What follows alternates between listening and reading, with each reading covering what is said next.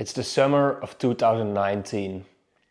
I'm finishing up my last exams for uni and I'm turning in my last papers. The sun is shining, it's the first weekend of our summer holiday and me finishing my bachelor in university, and I got a super cool festival planned with my friends. I'm feeling on top of the world. I finished my bachelor, the sun is shining on my face, I'm standing on a festival with friends, and in the meantime, my phone is buzzing with Shopify notifications. Every 30 or 40 minutes, I look on my phone and I see orders from my dropshipping store coming in.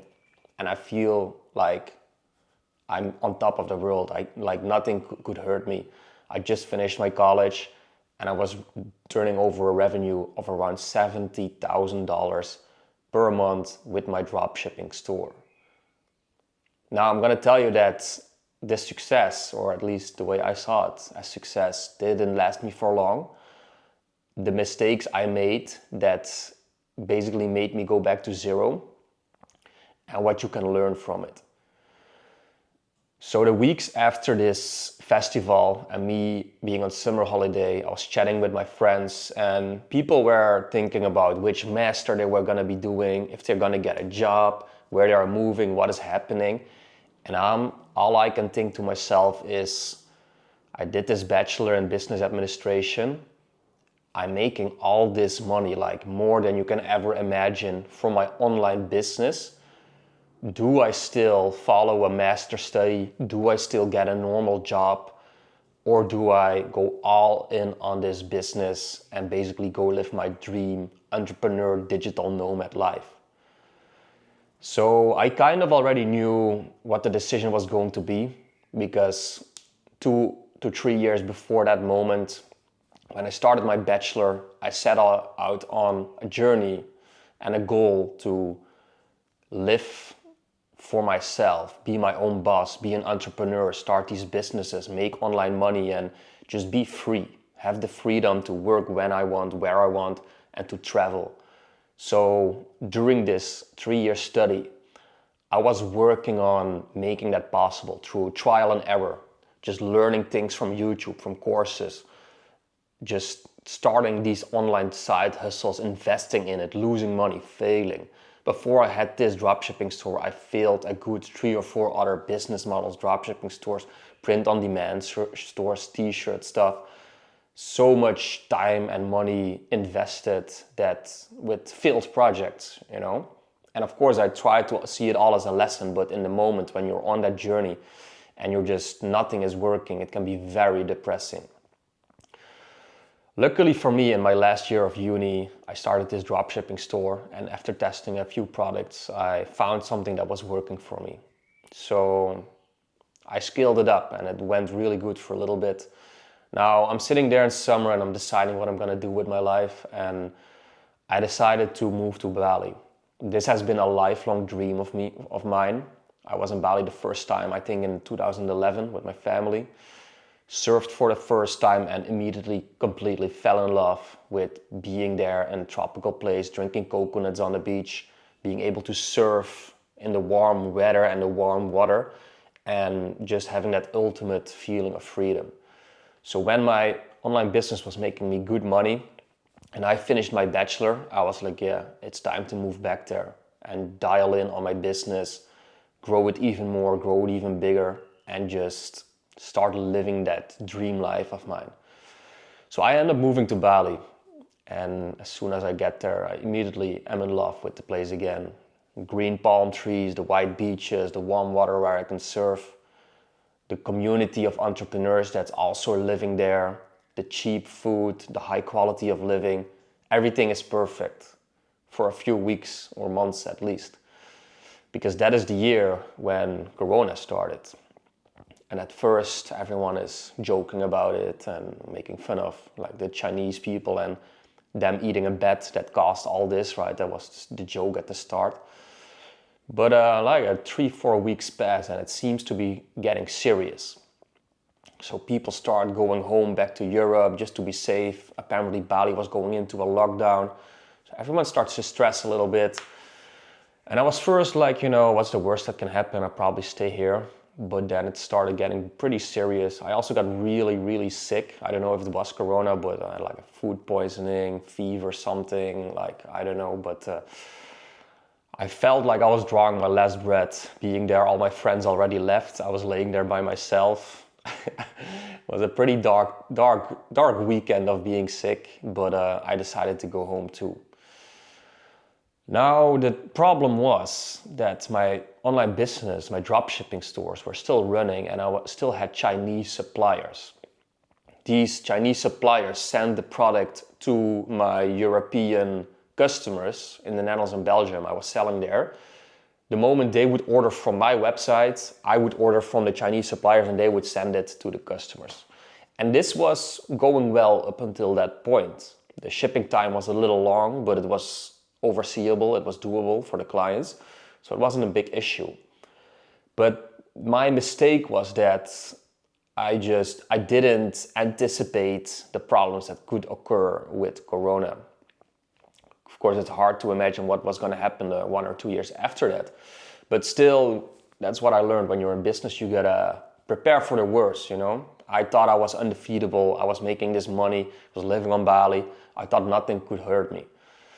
So Corona starts, I go back to Europe, go to Switzerland in the mountains, and I'm living there, and all of a sudden, after a few weeks, like my sales were going really well that month. The lockdowns were starting a little bit, people were at home, people were shopping at home, so the store was doing really good revenue-wise.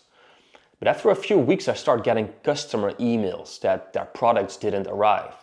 So I'm looking into it, I'm checking what the tracking status is, like I'm asking my Chinese suppliers what is happening with these orders, and they're like, yeah, we shipped everything out, it's all good, it's arriving in a week or two. 2 weeks pass, same clients, no product arrived. And now they are starting to get mad and angry, you know, because I told them that the product is probably going to be there in 1 or 2 weeks, and then my Chinese supplier again says, no, 1 or 2 weeks, 1 or 2 weeks, and it keeps on going like this. And until there's like a breaking point coming and I start getting bad feedbacks and I'm start getting refunds from my clients because the products are just not arriving. Now it turns out that 50, 60K worth of revenue and products just vanished somehow. I don't know if my Chinese supplier shipped it out and it just didn't arrive. I don't know if they just scammed me and they didn't even ship it. All I know is that my clients bought these products on my website. I paid Facebook advertisements to sell these products. I paid my Chinese suppliers the products and the shipping cost to ship out these products, but they didn't arrive. So I paid the products, the shipping, and my customers paid me. Now what happened is that my customers started refunding their money on PayPal. And once you refund an order on PayPal, a physical product, the customer gets back the initial amount, which was around 70 to 80 euros per product, plus a fee of 20% of that product, or like 20 euros. I don't remember what it was. It was like 20% or 20 euros, which is almost the same in this case.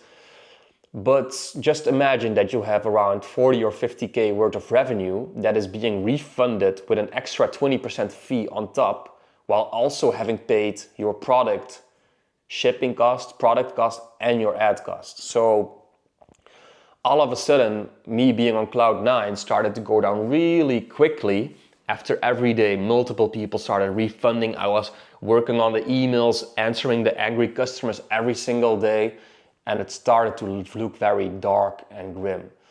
So my ideal dropshipping business and my life on Bali all of a sudden crumbled from 1 week to the other almost. Because that's when the real disaster struck, is when my PayPal went on hold, my Shopify went on hold, my Facebook account got blocked and banned, so I couldn't run ads anymore to make more revenue. My Shopify was holding 20 or 30% of the revenue that I generated the past month for like 90 days, so like 3 months. And then, so the Shopify, and then also the PayPal got blocked, plus I had to refund all this money on PayPal. So I was literally stuck at rock bottom. I lost all the revenue I made. Some profit was left over from it. But basically my whole business crumbled right in front of my eyes.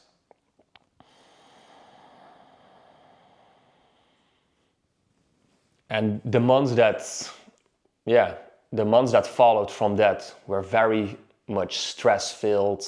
I didn't have any stability in my income. I didn't know what this was going to turn out. I didn't know how to set up my business again to start making money. I didn't know if I could keep doing e-commerce drop shipping because everything I had was blocked, basically. My Shopify, my PayPal, the supplier connection was gone. The brand was destroyed, basically. No one trusted that brand anymore.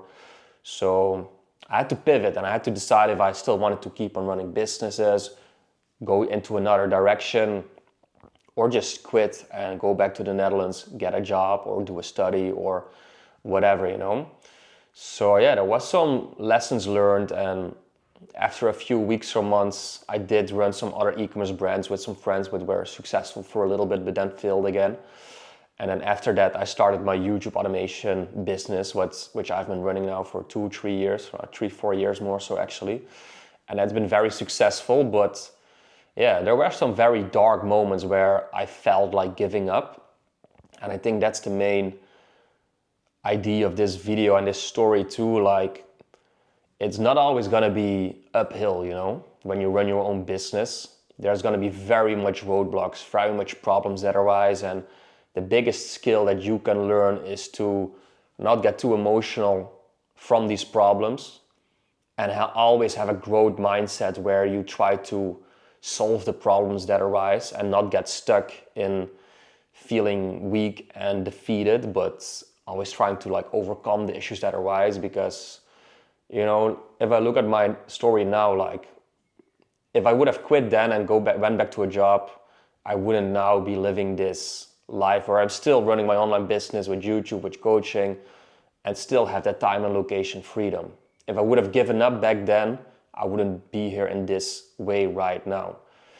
So that's a very good thing to take away. Another thing is to don't get cocky when your business is doing right, because it can disappear very quickly when things hit the fan.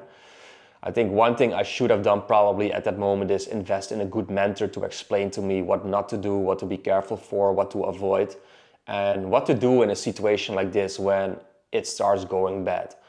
So that is what I learned the past few years after that moment. Like, whenever you start a business, get a good mentor or coach to tell you how everything works, the fundamentals, things to avoid, problems that could arise and how to overcome that, and how to keep a strong mindset to keep on going when bad things happen. I think that's such an important thing. It's also something that I see with friends or clients of mine who start their YouTube automation channels or do an online business. Mindset is such a big thing of it. You need to have a strong mindset and understand that it's not going to be easy. It's probably going to be a long road with a lot of obstacles. And even though people online on social media show you that it's easy to make 10K online within a few months, in most cases it's not. It's going to be a long, hard journey. It's very rewarding when you do achieve it and when you can live that life, for example, on Bali and live in the tropics like I love doing. Of course, that's personal for everyone.